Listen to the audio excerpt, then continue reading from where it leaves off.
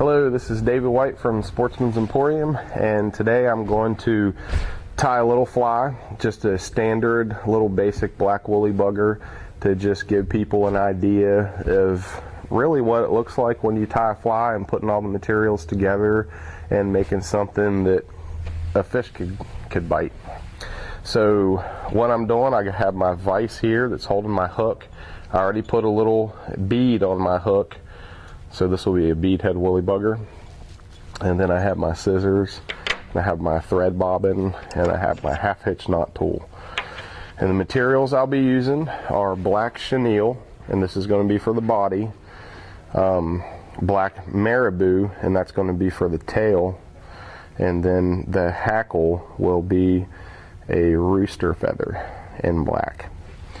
So what I'm going to do is, first of all, tying any fly, you have to build your thread base. So I'm going to start that right here, and I'm going to work my thread back a little bit all the way to the hook shank. I'm going to come forward once more and tie that all the way up to the bead, and then I'm going to go back again. And then I'm going to trim my tag end of my thread. So, okay, now for the tail on a woolly bugger, this is a very popular fly, and it'll catch almost any species of fish, and that's why I decided to do it here. You can tie this in a lot of different sizes. This particular one's going to be tied on a hook size 8. It's a 3X long hook. Now when you're making a woolly bugger tail, to size the tail right, to get the proportions right, general rule of thumb is you make your tail about as long as the body of the hook. So I'm going to kind of measure that here, and I'm going to pull this right to here, and that's going to be about the size of my hook shank. So right here is where I'm going to want to tie this in. So I'm going to lay this hackle on top of the hook, give it a thread wrap where I start kind of high,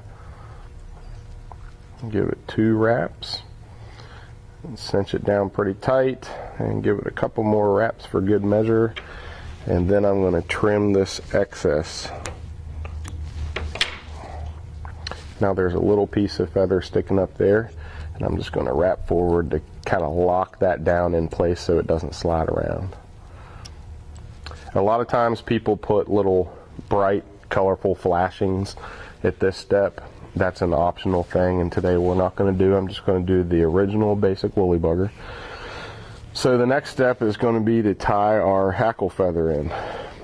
This is our rooster feather, and I'm going to spread these out and kind of break these feather fibers apart and tie it in from the tip.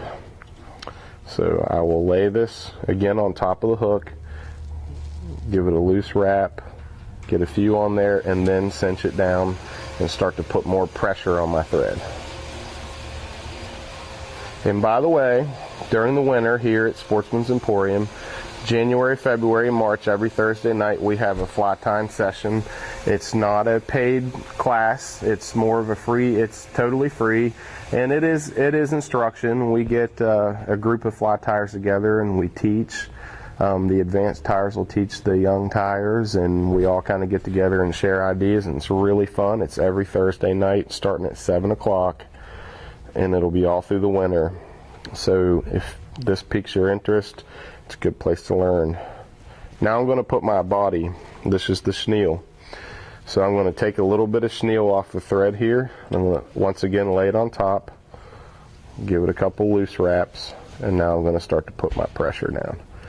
So now that I have all my materials tied in, I'm going to fill this a little bit with thread and kind of wrap everything down to get it tight. On this step, you can, if you're worried about your fly falling apart as fish eat it, you can put a little bit of glue on here and that helps. But now we're going to wrap the body using the chenille, and all we're going to do is just make even wraps with this.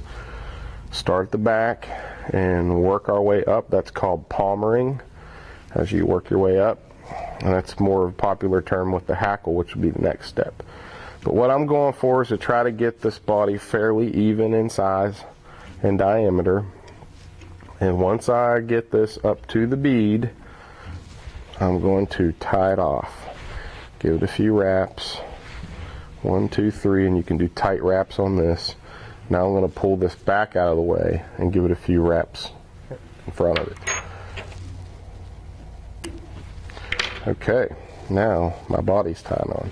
So the last step, well, the last material step, is to palmer this hackle. This is going to act as kind of like a wing casing or legs. A lot of people think the black ones look like Helgramites, and this will come out to kind of look like legs, and underwater it'll look different than it does when it's dry. So I'm going to basically palmer this up and just try to wrap it pretty evenly, going up towards the bead of my hook. And once I get up here, I'll give it a couple wraps right behind the bead.